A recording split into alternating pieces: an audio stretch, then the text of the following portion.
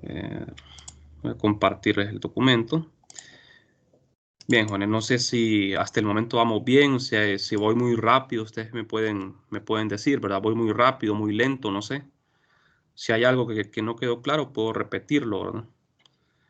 Bien. Eh, Ustedes me dicen entonces, ¿verdad? Estamos en lo que es fuerza electromotriz.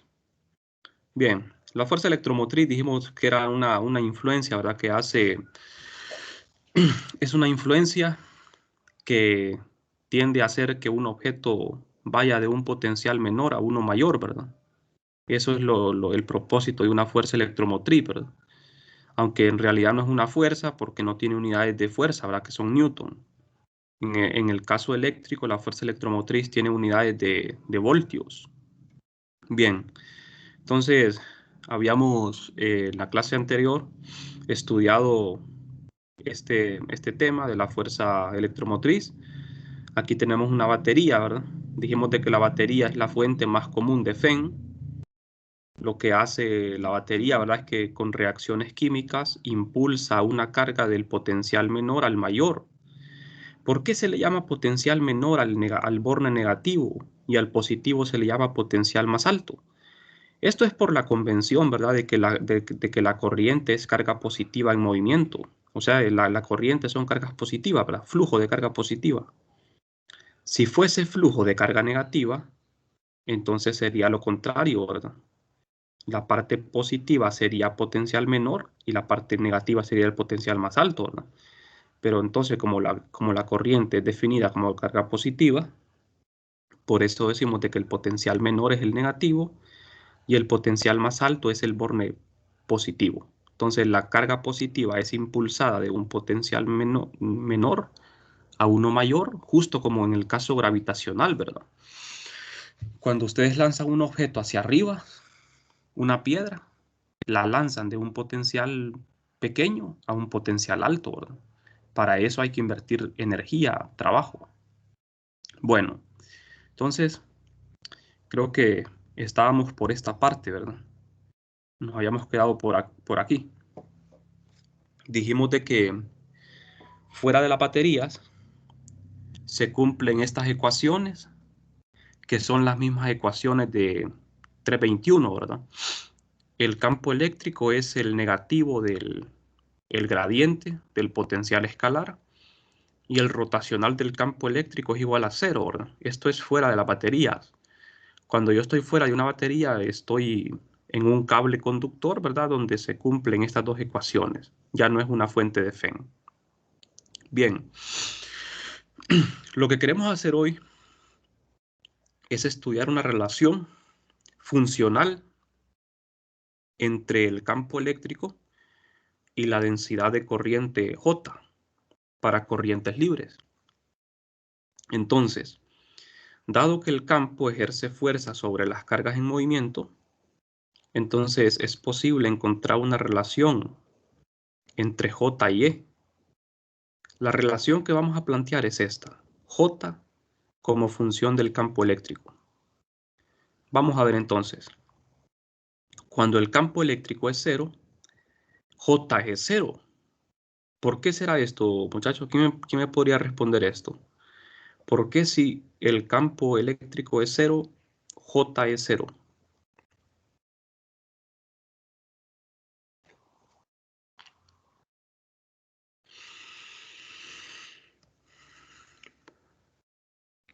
¿Por qué existe esta condición? J es la densidad de corriente, ¿verdad? Libre. Libre porque estamos en conductores, ¿verdad?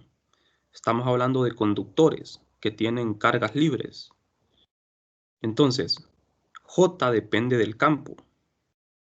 Si no hay campo eléctrico, no hay corriente. ¿Por qué? ¿Por qué razón?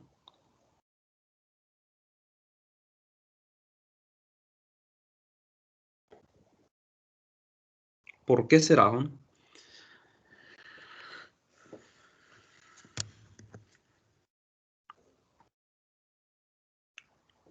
¿Alguien tiene alguna idea? qué pasa cuando una carga siente un campo eléctrico?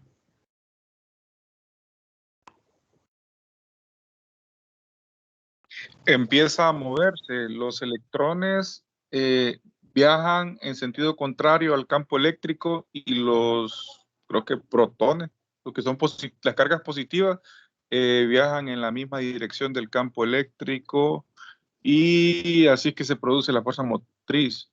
Sí, exacto, así como usted lo dijo, ¿verdad? ¿Cómo se llama usted? Ariel Kanaka. Ariel, ¿verdad? Ariel es usted, bien. Sí, así como lo Sí. dijo Ariel, ¿verdad? Exactamente así.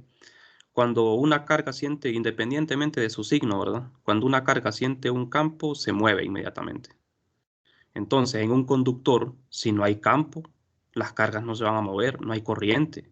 Si no hay movimiento de carga, no hay corriente, ¿verdad? Entonces, como J depende del campo y si no hay campo, tampoco va a haber corriente. Es bastante simple, ¿verdad? La relación.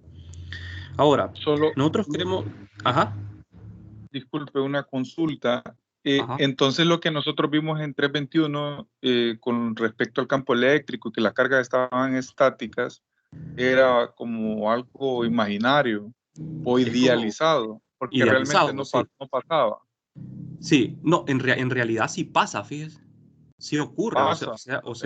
no es ficción eso.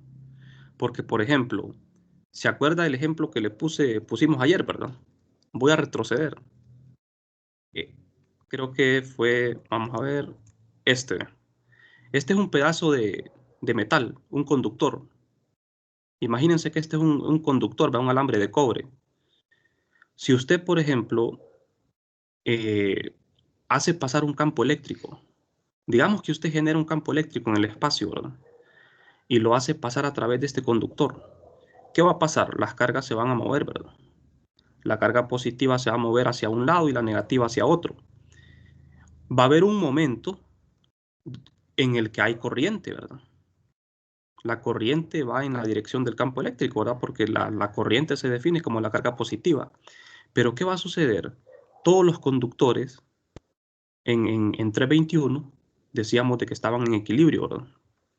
Lo que sucede es que después de un tiempo, este conductor eh, va a tener toda la carga negativa en un extremo y toda la carga positiva en otro extremo. Entonces, ¿qué va a pasar después de un tiempo?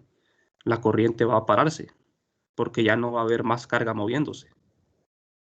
Entonces, lo que sucede es que en este extremo, como tengo carga negativa y en este extremo positiva, esto crea un campo. Y como el campo siempre apunta de lo positivo a lo negativo, este campo contrarresta el campo externo y lo cancela.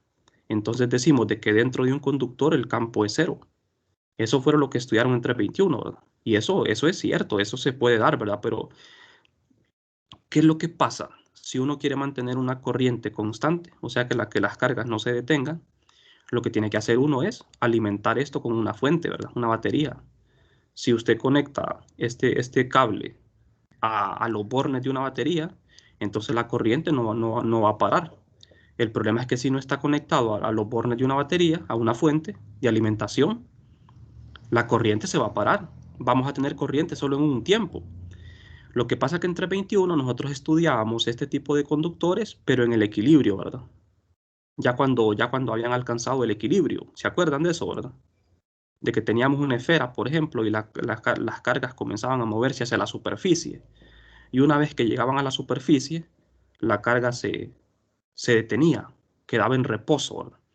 Entonces, eso sí es cierto, ¿verdad? Lo que pasa es que nosotros acá lo que hacemos es que como tenemos una fuente de FEN, entonces la corriente no va a parar gracias a esa fuente, ¿verdad? Bueno, entonces, nosotros vamos a estudiar una clase especial de conductores isotrópicos, homogéneos y lineales. Vamos a comenzar únicamente con el conductor isotrópico y lineal. IL, ¿verdad? Isotrópico lineal. ¿A qué se refiere esto de isotropía y linealidad? No sé si alguien lo recuerda. ¿Qué es isotropía y linealidad? Cuando decimos de que el conductor es isotrópico, ¿nos referimos a qué?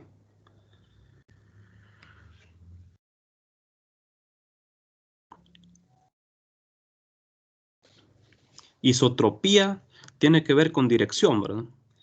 Significa que en un material, en un conductor, en todas las direcciones, las propiedades son las mismas. En cualquier dirección que apunte el campo eléctrico, las propiedades son las mismas. Y linealidad se refiere a la forma que tiene la ecuación, ¿verdad? Ustedes ven que esta ecuación es una ecuación lineal. Esto que aparece aquí, la constante sigma, perdón. Esta sigma se llama conductividad. Es una constante para cada material. Entonces, para un material determinado, esta ecuación es lineal. Es como la ecuación y igual a mx más b, ¿verdad? La ecuación lineal de una recta. Entonces, esta ecuación es lineal. Ahora, si el campo estuviese al cuadrado o al cubo, ya no sería lineal. Entonces, decimos que es lineal por la forma de la ecuación, ¿verdad? Porque está elevado a la primera potencia el campo. Y es isotrópico porque no importa la dirección. En todas direcciones, las propiedades son las mismas. Bueno, entonces, tenemos no confundan esta letra con la densidad de carga superficial, ¿verdad? Esta es conductividad. La conductividad, ¿verdad? Los metales son buenos, tienen un valor de conductividad bien alto, son buenos conductores. Entonces, la unidad de la conductividad es el ohmio por metro a la -1. Esta ecuación es una ecuación constitutiva, ¿verdad? Es una ecuación constitutiva, J igual a sigma por E. A esta famosa ecuación se le conoce como la ley de Ohm, ¿verdad? Lo que pasa es que no es así como a uno se la presentan, ¿verdad? Es una ecuación constitutiva, bien. Entonces, esta constante es independiente del campo eléctrico. No depende del campo, depende de las propiedades del material. Cada material va a tener un valor de sigma, ¿verdad? De conductividad. Bueno, puede ser función de la posición y la temperatura, ¿verdad? Eso sí, la temperatura y la posición dependen. Precisamente, nosotros vamos a imponer aquí una condición de que esta constante, esta sigma, no dependa de la posición. Si no depende de la posición, decimos de que el conductor es homogéneo también. Bueno, eso de la temperatura nosotros no lo vamos a tomar en cuenta en la clase, ¿verdad? No vamos a hacer cálculos tomando en cuenta la temperatura, pero sí es importante la temperatura, ¿verdad? En los imanes, por ejemplo.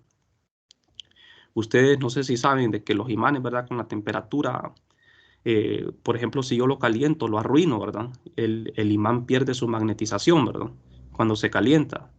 Es porque la temperatura es muy importante. Hay una temperatura que se llama temperatura de Curie, ¿verdad? Temperatura de punto crítico. Eso lo vamos a dejar ya para final de la clase, ¿verdad?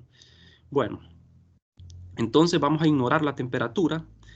Vamos a tomar en cuenta la posición nada más. Si el material, además de ser isotrópico y lineal, también es homogéneo, o sea que la conductividad va a ser constante.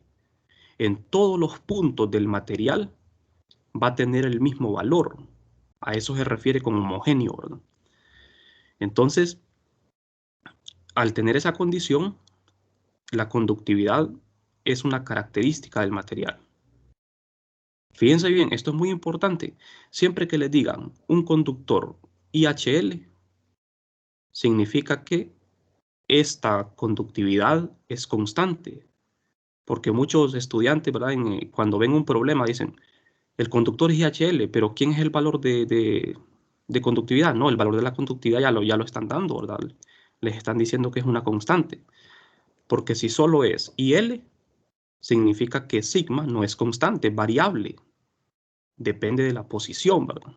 Tiene que ser función de una posición, de X, Y o Z. Entonces, al tener esta condición de que el material es IHL, se satisface la ecuación de Laplace cuando la corriente es constante. Vamos a ver. Cuando la corriente es constante, la ecuación de continuidad me queda que la divergencia de J es 0. Y como JF es igual a esto, obedece esta ecuación. Si yo sustituyo esta J aquí en la divergencia, entonces como esta es una constante, puede salir de acá y me queda esto. ¿Qué fue lo que hicimos acá? El campo eléctrico lo sustituyo por el negativo del gradiente de sigma, de phi quiero decir, que es el potencial eléctrico. Al hacer el producto punto de Nabla consigo mismo, me queda el laplaciano, ¿verdad? Me queda el operador laplaciano actuando sobre phi. Y el operador laplaciano sobre phi es la ecuación de Laplace. Esto que ven aquí ustedes es la ecuación de Laplace. En 321 no se estudia, ¿verdad? Solo se menciona. Esta ecuación de Laplace es muy importante porque es importante desde el punto de vista tanto físico como matemático, ¿verdad? La ecuación de Laplace es toda una rama de la matemática para resolver esta ecuación, ¿verdad? Incluso hay una rama de la matemática que se llama análisis armónico, que tiene que ver con esta ecuación. Ahí donde ustedes ven esta ecuación tan pequeña, ¿verdad? Es bastante importante. Esta ecuación, la característica es que es igual a cero, ¿verdad? Si no es igual a cero, se llama ecuación de Poisson, ¿verdad? Entonces, cuando el operador Nabla sobre phi, o sea, el laplaciano sobre phi es igual a cero, se llama ecuación de Laplace. Cuando es diferente de cero, es ecuación de Poisson. Bien, entonces, lo importante aquí es recordar esto, ¿verdad? Que cuando la corriente es constante y el material es IHL, se satisface lo que es la ecuación de Laplace. ¿Qué es esto? Bueno, no sé, hasta el momento hay alguna pregunta. Vamos a pasar entonces a lo que es la ley de Ohm, que es el tema más importante de hoy. Entonces, la ley de Ohm, que ustedes ya la manejan muy bien, ¿verdad? Me imagino que la mayoría estudian ingeniería eléctrica, ¿verdad? No es una ley, ¿verdad? Para empezar, porque es un enunciado sobre un cierto material, ¿verdad? Sobre ciertos materiales. La ley de Ohm establece la diferencia de potencial delta phi que aplicamos entre los extremos de un conductor es proporcional a la intensidad de corriente. Esto es en palabras, ¿no? Lo que es la ley de Ohm. Vamos a estudiar las dos versiones, que son la microscópica y la macroscópica. En forma microscópica, la ley de Ohm se establece exactamente como lo hicimos al inicio. Esa ecuación constitutiva, J igual a sigma por E, es la ley de Ohm. Pero esta es la ley de Ohm en forma microscópica. ¿Por qué se le llama microscópica? Porque aquí no estamos haciendo referencia al tamaño del objeto, a las dimensiones. Estamos únicamente, o sea, esta ecuación se aplica en un punto en específico. En un punto donde estamos evaluando el campo eléctrico. También se le conoce como la forma local, ¿verdad? O microscópica de la ley de Ohm. Pero es la más importante porque de aquí podemos derivar la forma macroscópica. La forma macro, o sea, grande, es la forma que todo mundo conoce, que la podemos obtener a partir de la forma microscópica. Entonces, vamos a hacer eso. Para poderlo hacer, vamos a considerar un conductor de forma cilíndrica. Este conductor metálico tiene dimensiones de L, longitud y área transversal A. Establecemos una diferencia potencial entre sus extremos, delta phi. La corriente va a tener la dirección del campo eléctrico. J representa la corriente. J tiene la misma dirección de la corriente I, ¿verdad? Y del campo eléctrico. Entonces, como ven acá, del potencial mayor al potencial menor. Así sería. Así fluye la corriente. Bueno, entonces, ¿qué vamos a hacer aquí? Vamos a hacer unos cálculos para poder obtener lo que es la ley de Ohm en la forma macroscópica. Tenemos la diferencia potencial entre los extremos. Vamos a asumir de que es constante. Como nosotros vimos en 321, cuando yo tengo una diferencia potencial, esto es igual a una integral de línea del campo eléctrico al hacer el producto punto con el desplazamiento, ¿verdad? Aquí estoy poniendo valor absoluto, por eso le quitamos el signo menos aquí, ¿verdad? Entonces, si nosotros asumimos que el campo eléctrico es constante también en el conductor, este campo puede salir de la integral. Al salir de la integral, me queda la integral de d de s, que es un desplazamiento, ¿verdad? Ese desplazamiento, al integrarlo, me da L. Entonces, la diferencia potencial es campo por longitud. Esto se cumple solo si el campo es constante. Entonces, al ser constante el campo, yo lo despejo de acá de esta relación. Despejo para campo y me queda diferencia de potencial o voltaje entre L.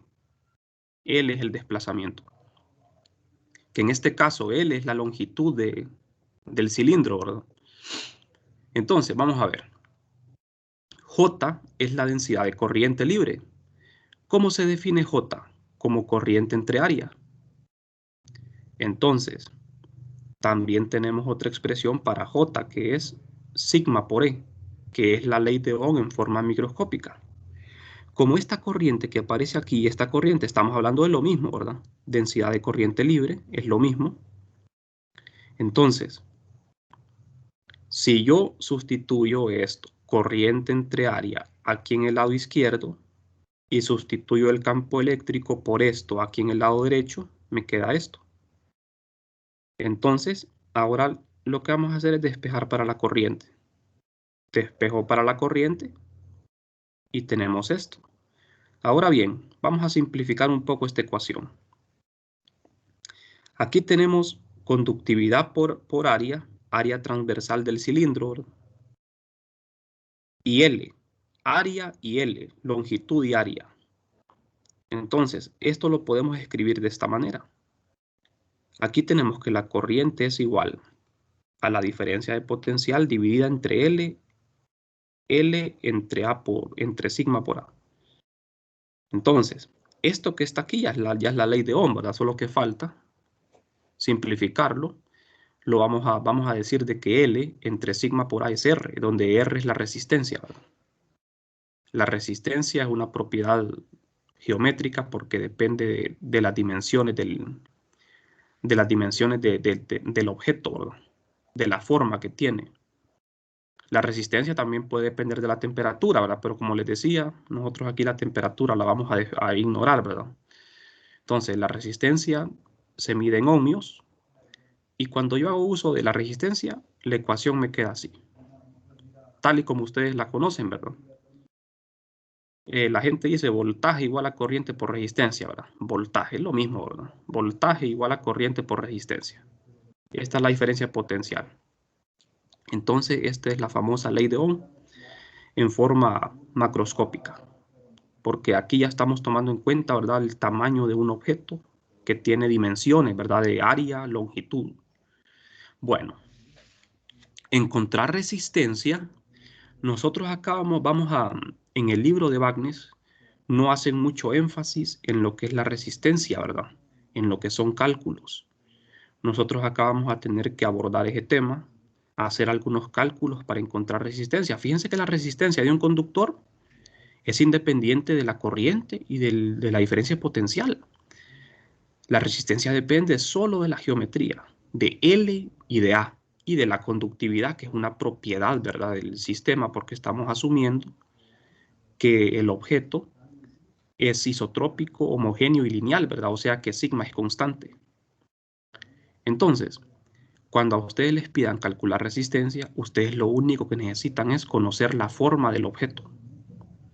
En algunos casos es difícil porque van a tener que integrar, ¿verdad? Pero en otros casos es muy fácil.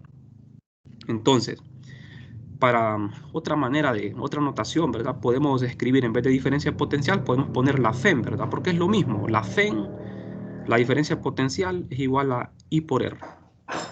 Este resultado, que es empírico, ¿verdad?, porque este Ohm lo hizo de forma experimental, fue descubierto por Ohm. Al recíproco de la conductividad se le llama resistividad. Otra manera, ¿verdad?, podemos escribir la resistencia en términos de la resistividad, como la resistividad es el inverso de la conductividad. Entonces nosotros podemos escribirlo de esta forma. Aquí lo tenemos en términos de la resistividad, que se mide en ohmios por metro. Entonces, otra manera para R. Las dos formas, ¿verdad? Están bien. Bueno, entonces, vamos a ver. Vamos a estudiar lo que son materiales óhmicos, ¿verdad? Materiales óhmicos, o sea, que obedecen la ley de Ohm. Para estos materiales que obedecen la ley de Ohm, se cumple una relación bien fácil, ¿verdad? Porque ustedes ven que esta es una ecuación lineal, ¿verdad? Esto es lineal. Entonces, si yo grafico corriente contra voltaje, la gráfica va a tener una pendiente 1 sobre R. Este es un material óhmico. Un material que no obedece la ley de Ohm ya no obedece una ecuación lineal.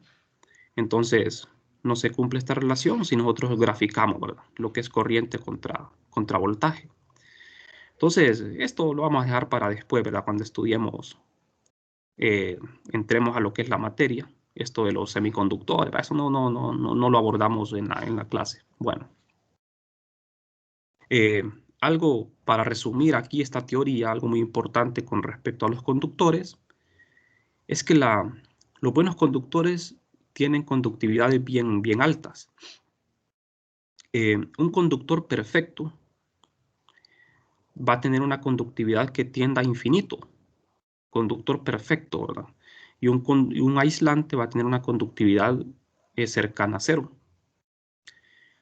Vamos a ver ahora una relación entre resistencia y capacitancia. Fíjense bien. En 321 ustedes estudiaron capacitancia. Ahora estamos en el tema de la resistencia. Vamos a ver una relación muy importante entre ambos. Esa relación nos va a servir mucho en los problemas. Nos va a servir a la hora de encontrar ya sea capacitancia o resistencia. Entonces vamos a ver. Vamos a analizar dos formas en las que se puede utilizar un conductor. Fíjense bien, en 321 ustedes utilizaban los conductores como capacitores, ¿verdad? Aquí los conductores los vamos a usar como resistencia. Entonces vamos a analizar cómo se da esta relación. Bien, no sé si hasta el momento hay alguna pregunta, jóvenes. Bien, si no hay preguntas, podemos seguir. Vamos a iniciar viendo la utilidad de un conductor como capacitor. En este caso es muy fácil, ¿verdad? Ustedes tienen dos conductores que tienen una carga Q. Es un capacitor este. Recuerden que un capacitor está formado por dos conductores, ¿verdad? De igual magnitud, signo opuesto. Pero el espacio entre los dos conductores en el capacitor lo vamos a rellenar con un material IHL, un dieléctrico IHL, que va a tener una capacidad inductiva epsilon y de carga Q. La Q es la carga del capacitor, ¿verdad? Entonces, no sé si ustedes recordarán 321. ¿Qué sucede cuando a un capacitor se le introduce un dieléctrico? ¿Qué le sucede al capacitor?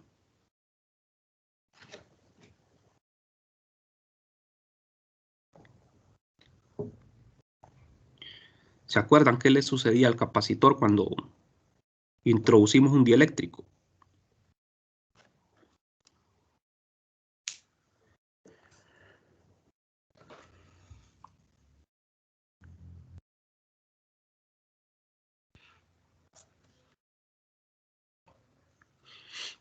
Aumentaba la capacitancia. Sí, ¿verdad? Exactamente.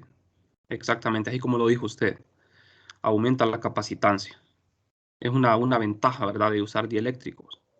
Casi en todos los resistores, quiero decir, los capacitores comerciales, ¿verdad?, usan dieléctricos para poder aumentar lo que es la capacitancia de una manera eficiente, ¿verdad?, sin tener que aumentar la distancia entre las placas.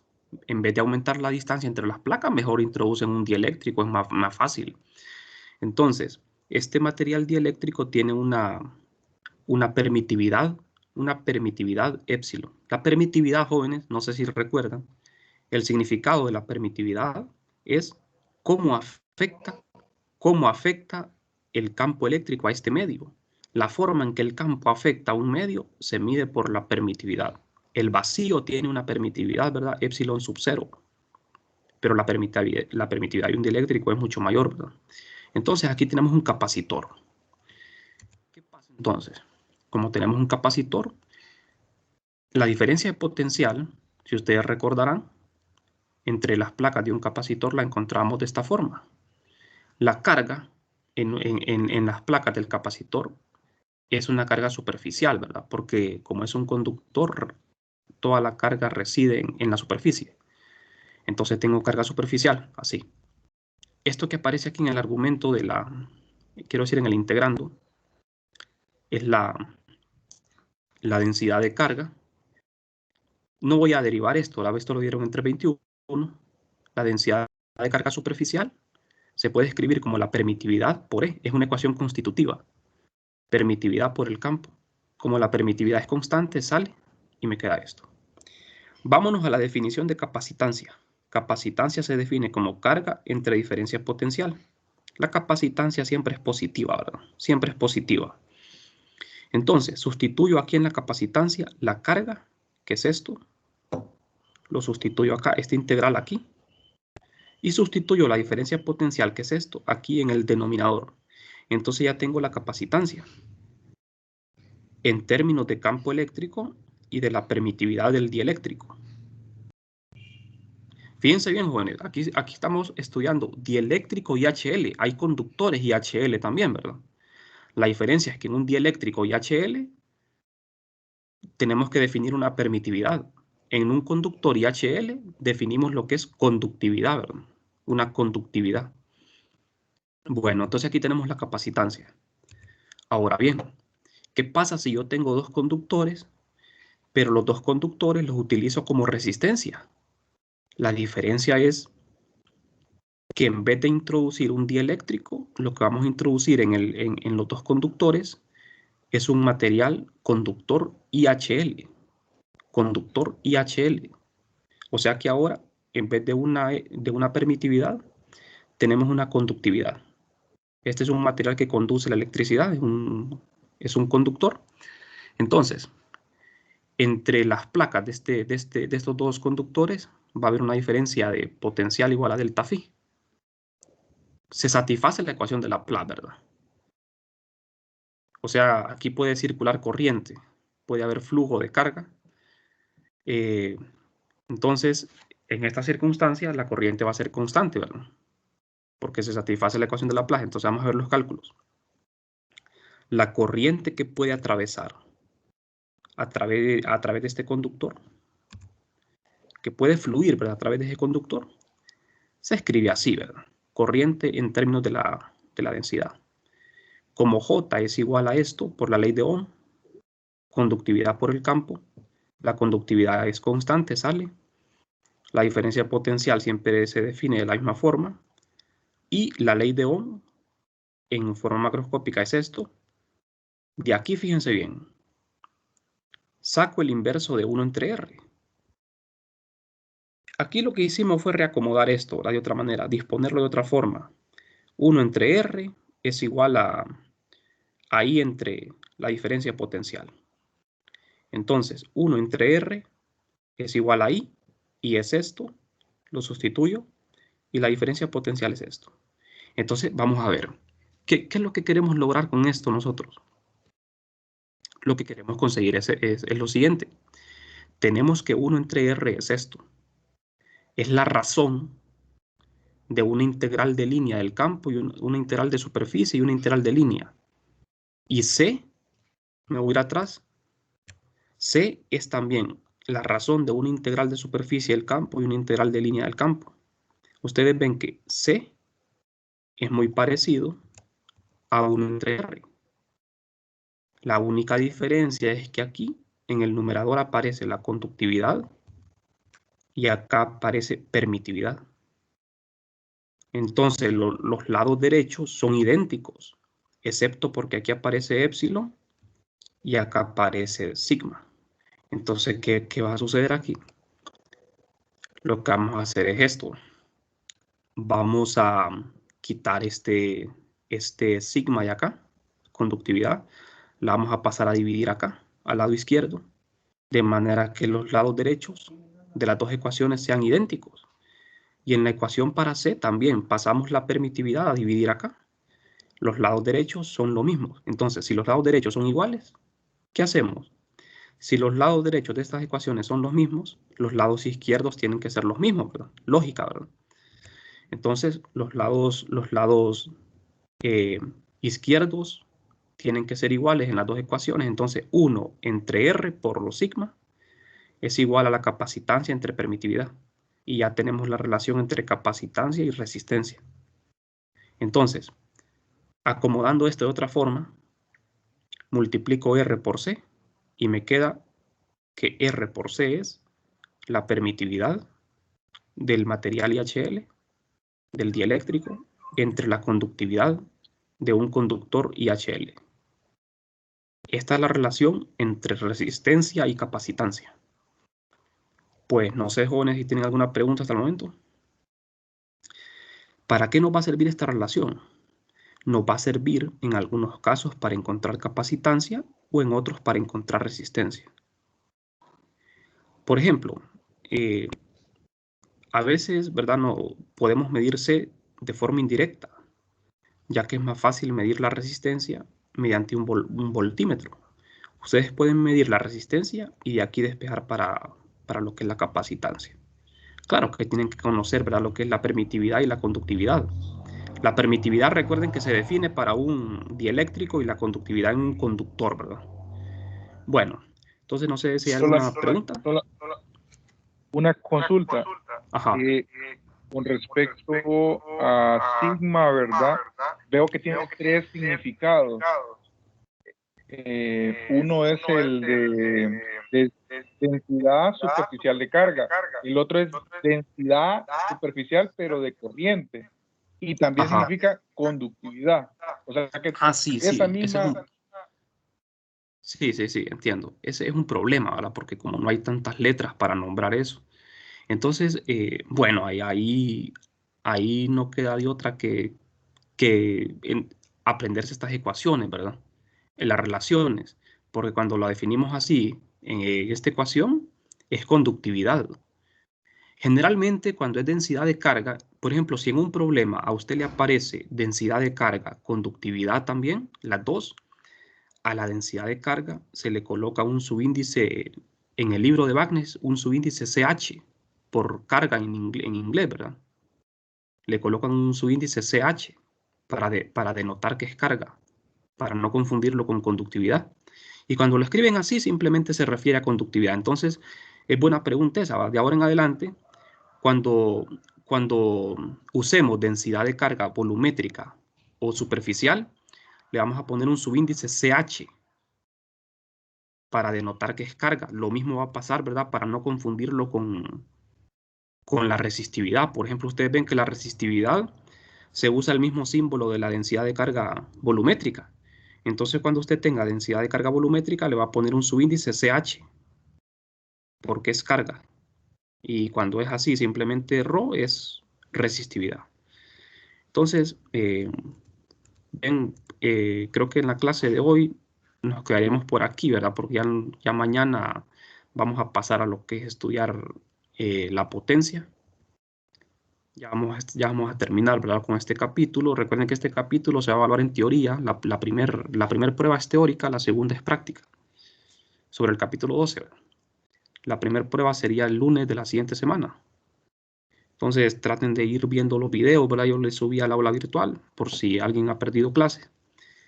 Bueno, entonces si no hay preguntas, nos quedaríamos Una por consulta aquí. del Ajá. capítulo 12, todas las secciones del capítulo 12. Sí, del capítulo 12 entra todas las secciones. Es bastante largo el capítulo. Por eso es que tenemos tiempo, tenemos 2 semanas para ver el capítulo 12, ¿verdad? Y todavía nos hace falta hacer problemas, ¿verdad? Entonces, esta semana vamos a terminarlo y vamos a ver algunos ejercicios. Y vamos a ver cómo se desarrolla esta semana, ¿verdad? A ver si podemos avanzar bastante o nos quedaría pendiente para la siguiente. Bien, entonces, traten de ir estudiando, ¿verdad?, dándole lectura a lo que es el libro, para complementarse, ¿verdad?